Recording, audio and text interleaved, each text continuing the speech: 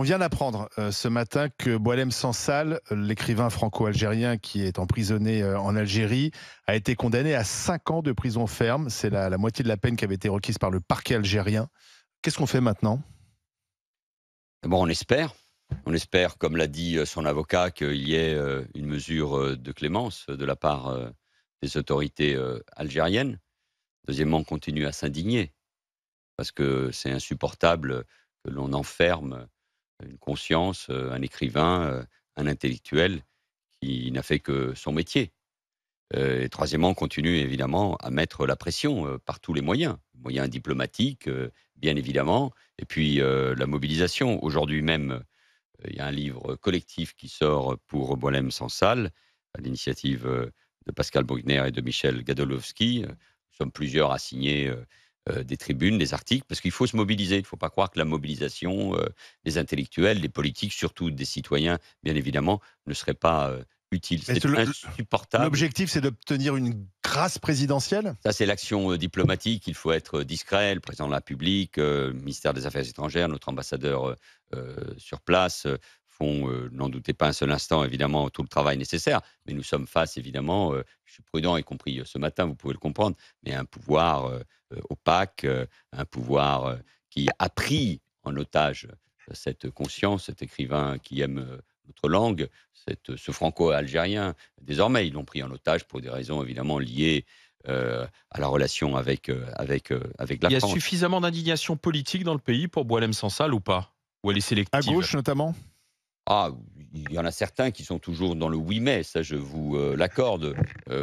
C'est pas bien, mais Boualem Sansal aurait pas dû écrire cela, aurait pas dû se rendre en Algérie, aurait pas dû faire un voyage en Israël, et cetera, et cetera, et cetera. Ça, nous connaissons ça par cœur. Mais il peut pas y avoir de «oui mais». Mais vous savez, c'est les mêmes «oui mais» qu'il y avait à l'égard, il y a très longtemps, d'Alexandre Solzhenitsyn, Hmm. ou de Salman Rushdie. Il y a, c'est vrai, toujours une partie de la gauche qui n'est pas à l'aise sur ce sujet. Mais quand il s'agit, encore une fois, d'une conscience qu'on emprisonne, de la liberté qu'on emprisonne, il ne peut pas y avoir de oui mais. J'ai trouvé que, à l'occasion de la manifestation devant l'Assemblée nationale, il y avait beaucoup de représentants politiques qui montraient la mobilisation. Il en faudrait plus, sans aucun doute, bien évidemment. Mais dans ce livre, on trouve évidemment d'Édouard Philippe, Bernard Cazeneuve, Bruno Retailleau, moi-même, des intellectuels surtout qui se mobilisent. Hier soir, vous étiez au Dôme de Paris, avec notamment Bruno Retailleau, le ministre de l'Intérieur, unis contre l'islamisme. Vive le sport à bas le voile, vous pouvez le dire aussi?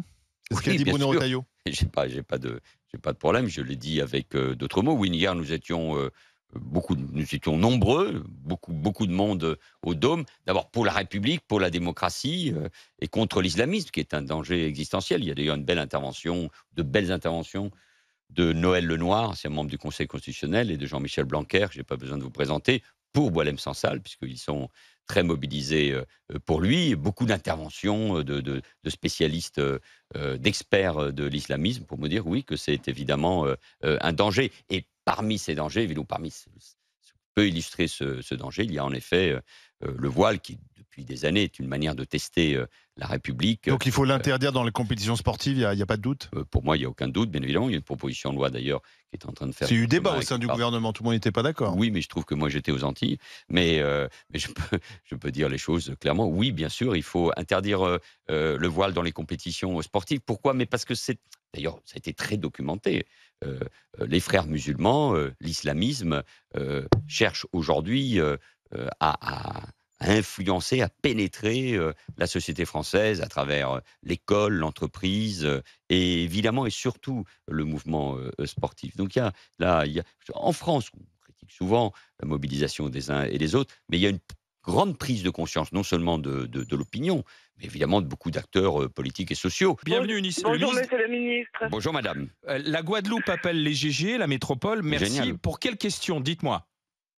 Ben, justement, monsieur le ministre était en Guadeloupe il n'y a pas longtemps. Justement pour parler des problèmes que l'on rencontre, la vie chère, l'eau et les autres. Donc, je voulais savoir, pour la vie chère, quelles sont les mesures concrètes qui ont été prises lors de votre visite? Parce que Dernièrement, à la télé, on nous a dit que la TVA avait baissé sur certains produits, mais quand on se rend dans les supermarchés, il n'y a rien qui a baissé. Donc, ça fait un moment qu'on parle de, on met des mesures en place, mais nous, Guadeloupéens, nous, Antillais, Martiniquais, on ne voit rien baisser. Alors, quand est-ce que Donc, ça baisse pour de vrai, demande Eunice, à monsieur le Alors, ministre Matt. il y a plusieurs problèmes, mais je les cite seulement, hein.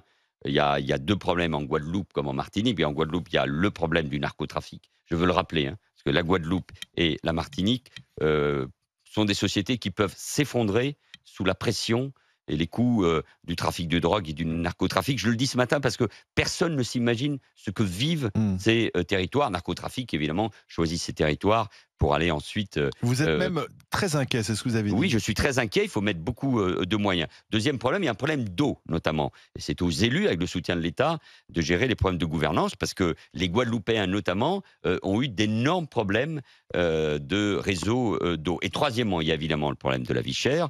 On ne voit rien dans les supermarchés encore, Oui, ça baisse pas. je pense qu'Anis a en grande partie raison. On reste surtout, toujours, je veux le rappeler, hein, sur des écarts de prix en général entre ces territoires ultramarins et l'Hexagone autour de 15%, et ça peut être plus de 40% pour les produits alimentaires. Donc, faire ses courses devient un luxe, et ça a cassé beaucoup le lien. Alors, comment on fait baisser entre eux. Alors, moi, j'ai annoncé un projet de loi, et on doit mettre le paquet d'abord sur la concurrence. Parce qu'il y a des grands groupes, ce sont des petites économies, mais il y a des grands groupes qui étouffent les économies. Donc, il faut un renforcement des moyens de l'autorité de concurrence. Pour certains de ces groupes appartiennent à des béquets, ok? En Martinique. En Martinique. Oui, mais... Transparence, grande transparence avec des sanctions dissuasives contre l'opacité. Exigence, responsabilisation de tous les acteurs que j'ai réunis aussi bien en Guadeloupe qu'en Martinique. Et puis, d'une manière générale aussi, il faut une renaissance de l'économie. Je prends un exemple, ce qui explique ce que vit Eunice qui vient de nous appeler. 80%, mais c'est totalement absurde, des produits agricoles sont importés, alors qu'il y a une agriculture en Guadeloupe comme en Martinique. Donc, par exemple, sur les pondeuses, les œufs, là, on est déjà à 50% grâce au travail de la filière. Mais ça veut dire que l'argent, par exemple, européen, il y a un dispositif qui s'appelle le POCI, c'est des subventions aux filières agricoles.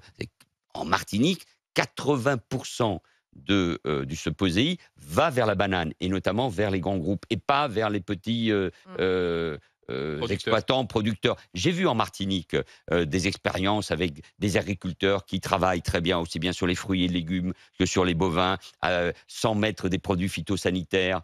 Privilégier le local, ça va faire baisser les prix. Évidemment, les circuits courts. Enfin, je veux dire, on importe dans bien des domaines, des matériaux de construction comme pour les aliments, et c'est l'essentiel. Donc, tant qu'on n'aura pas réussi à faire voter ce texte de loi et à transformer cette économie, ça sera plus long. On aura toujours ces problèmes. Mais la baisse de la TVA. Alors, en Martinique, il y a eu un protocole signé qui a permis, avec la baisse de l'octroi de mer, qui est l'impôt que perçoivent les collectivités, et la baisse de la TVA, ça c'est l'État, à baisser au moins de moitié.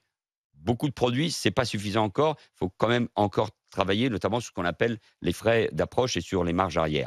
En Guadeloupe, c'est plus compliqué. Donc, il faut continuer à pousser, à réunir, à exiger, à rendre la transparence, la compétitivité.